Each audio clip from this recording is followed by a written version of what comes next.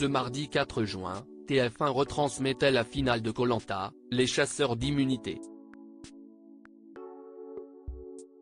Face à Denis Brognard, Léa, Meïssa et Julie ont pris part à l'épreuve des poteaux.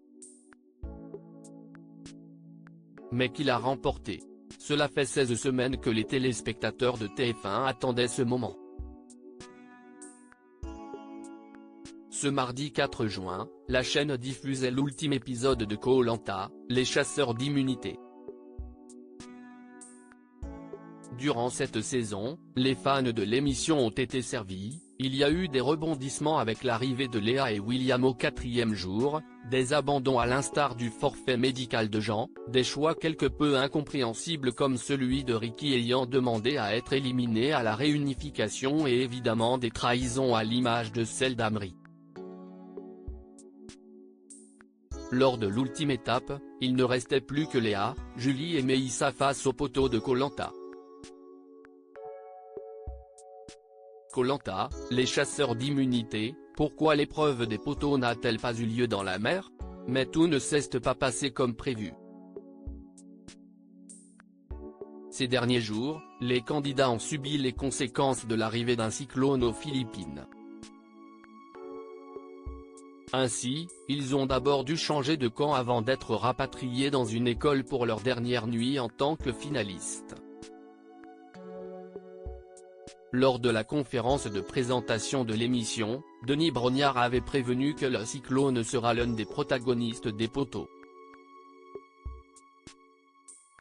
L'animateur n'avait pas menti. En début d'émission, il a expliqué que le vent avait forci et que l'épreuve ne pouvait pas se tenir dans les conditions habituelles. Par conséquent, la production a fait le choix de déplacer les poteaux dans un bras de rivière, lieu bien plus adéquat pour rester immobile pendant des heures. Qui a remporté les poteaux de Koh Lanta 2024 et en combien de temps? Une fois les règles rappelées dans ce nouvel environnement, il était temps pour Léa, Julie et Meïssa de s'installer aussi confortablement que possible sur les poteaux. Au bout de 10 minutes, Denis Brognard a conseillé aux aventuriers de faire attention aux bourrasques de vent. Après 1 heure, tout le monde était encore impassible alors l'animateur est venu compliquer les choses en réduisant la plateforme en un carré de 15 cm de côté. Une demi-heure plus tard, le carré s'est transformé en un rectangle de 10 x 15 cm.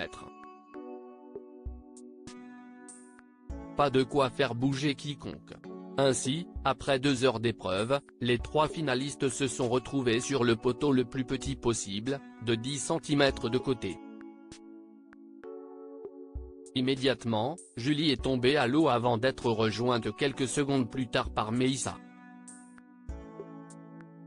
Par conséquent, Léa remporte l'épreuve des poteaux de Koh Lanta, les chasseurs d'immunité.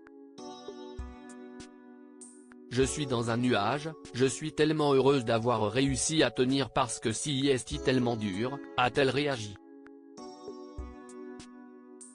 Interrogée par Denis, après une très courte hésitation, l'ancienne candidate de l'équipe jaune a choisi d'affronter Meïssa en phase finale. Julie est donc éliminée et devient la dernière membre du jury.